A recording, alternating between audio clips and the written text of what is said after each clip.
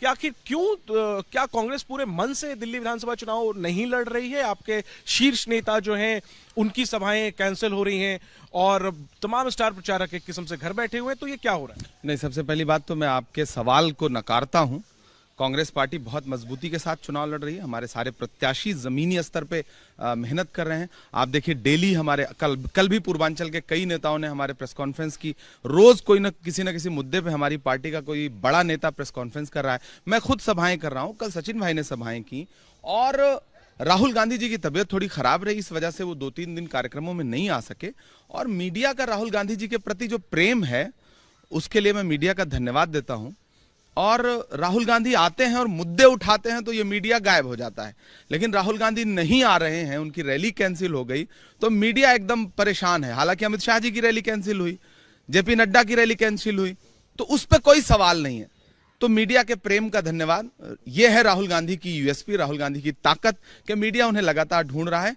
1-2 दिन बाद राहुल गांधी जी आपको मैदान में दिखेंगे। थोड़ा सा तबीयत खराब थी और तबीयत खराब होना एक स्वाभाविक सी बात है। बिल्कुल ठीक है, तबीयत खराब है राहुल गांधी की, लेकिन प्रियंका गांधी, मल्लिकार्जुन खड़गे, बाकी नेता, आपके मुख्यमंत्री, ये सब मैदान में क्यों नहीं? आपको क्या लगता है हम अपने ब्रह्मास्त्र जो है वो पहले ही चला देंगे?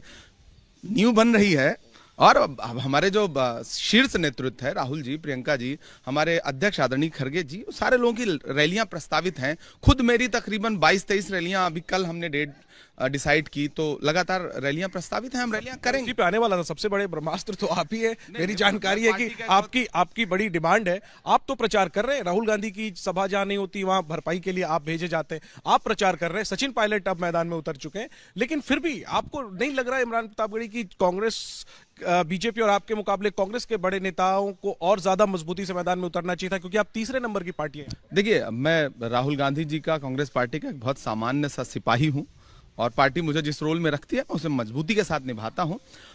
राहुल गांधी जी आएंगे, प्रियंका जी आएंगे, लगातार ताबड़तोड़। देखिए, दिल्ली बहुत भौगोलिक स्थिति में बहुत बड़ा क्षेत्रफल नहीं है उसका, तो मेरी खुद दिन में 3-3 रैलियां प्रस्तावित हैं। और मैं अभी आप देखिएगा कि 27 को हमारी 26 जनवरी, चूंकि 26 जनवरी के कार्यक्रम अलग होते हैं, वो करने के बाद हम ताबड़तोड़ रैलियां करेंगे और पूरी कांग्रेस पार्टी बहुत मजबूती के साथ आपको चुनाव लड़ती हुई दिख रही है, दिखेगी। हमारे बाकी नेता जो यहाँ के स्थानीय नेता हैं, प्रदेश के नेता हैं, वो लगातार सभाएं कर रहे हैं। क्या है रणनीति आखिरी हफ्ते में कांग्रेस पार्टी की? जो मेरी जानकारी है, दलित और मुस्लिम सीटों पर आप लोग फोकस कर रहे हैं।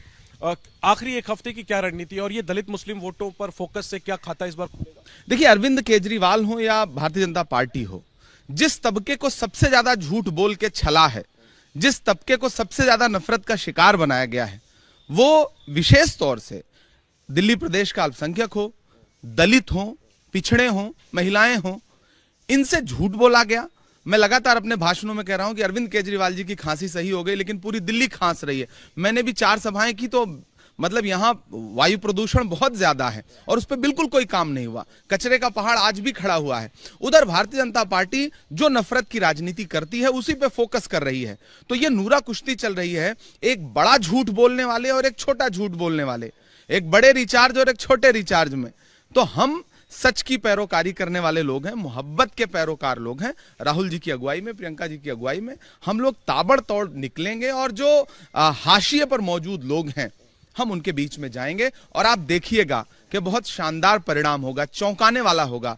दिल्ली में कांग्रेस पार्टी चौंकाने वाला परिणाम देने जा रही है, आप देखिएगा। आपने छोटा रिचार्ज कहा, मुझे याद आ गया, ओवैसी साहब भी अपनी सभाओं में अरविंद केजरीवाल को, आम आदमी पार्टी को छोटा रिचार्ज बता रहे हैं। तो ये एक जैसी भाषा क्यों है आपकी और ओवैसी? हो सकता है वो भाजपा से अपनी दोस्ती निभा रहे हो, हम तो अपनी लड़ाई लड़ रहे हैं। दिल्ली शीला दीक्षित जी की दिल्ली है। शीला दीक्षित जी ने सजाया था, संवारा था। कुछ बहुरूपियों ने झूठ बोल करके, जनता को बरगला करके दिल्ली को 10 साल में कुछ नहीं दिया। जो काम शीला दीक्षित जी ने किया था, जितने मेट्रो स्टेशन उन्होंने बनाए थे, जितनी सड़कें बनाई थी, जितने फ्लाईओवर बनाए थे, तस जस का तस है, कुछ भी विकास नहीं हुआ। ऐसे में हम चाहते हैं कि दिल्ली को फिर से शीला जी वाली दिल्ली मिले और जनता भी चाहती है। जनता राहुल गांधी की मोहब्बत की दुकान के साथ आना चाहती है और मुझे पूरा विश्वास है कि कितने भी प्रहसन किए जाएं, कितनी भी नूरा कुश्ती की जाए, कांग्रेस पार्टी अपनी लड़ाई मजबूती से लड़ रही है और हम परिणाम भी देंगे। आखिरी बात, आपने राहुल गांधी की मोहब्बत की दुकान की बात की, लेकिन मैं आपकी सभाओं में जो आप बोल रहे हैं वो सुन रहा था और उसमें आप कह रहे हैं कि आग को पानी का डर बना रहना चाहिए, और ये संदेश आपका सीधा मुस्लिम वोटरों के लिए आप कहते हैं कि अकलियत मेरी बात ध्यान से सुने, आग को पानी का डर बना रहना चाहिए। किसको आप क्या डर दिखाना चाह रहे हैं, क्या आपका मैसेज? देखिए, सबसे बड़ी बात तो मैं ये कह रहा हूं कि आग को पानी का डर बना रहना चाहिए। मैं ये नहीं कह रहा हूं कि पानी को आग का डर बना रहना चाहिए। आग किस चीज का प्रतीक है? जिन्होंने आपके वोट लिए, हाशिए पर मौजूद लोगों के वोट लिए, झूठ बोला, उनसे समस्याएं जस की तस हैं, दिल्ली दंगों में जलती रही, वो अपने घरों से बाहर नहीं निकले, एक शब्द नहीं बोला। बिल्किस के लिए जब उनके आरोपी दोषियों को सजा हुई तो मनीष सिसोदिया जी ने एक शब्द नहीं बोला, कैमरा हटा दिया, सामने से माइक हटा दिया, पूरे देश में मणिपुर पे कुछ नहीं बोला, हाथरस पे कहीं खड़े नजर नहीं आए। तो मैं ये दलितों से, पिछड़ों से, अल्पसंख्यकों से ये कह रहा हूं कि आपके वोटों की अहमियत खत्म कर दिया आम आदमी पार्टी ने। तो अपना डर पैदा करिए, बताइए उनको कि नहीं, हम आपको फ्री फंड में कुछ नहीं दे देंगे। लेकिन मैसेज ये जा रहा है कि आप ध्रुवीकरण करने की कोशिश कर रहे हैं, मुस्लिम वोटरों को गोलबंद करने की कोशिश कर रहे हैं, ये डर की बात नहीं नहीं, देखिए, एक प्रतीक होता है। अब मैं तो बड़ा सीधा साधा सा व्यक्ति हूं, साहित्यिक भाषा में बात करता हूं, ये साहित्यिक भाषा है।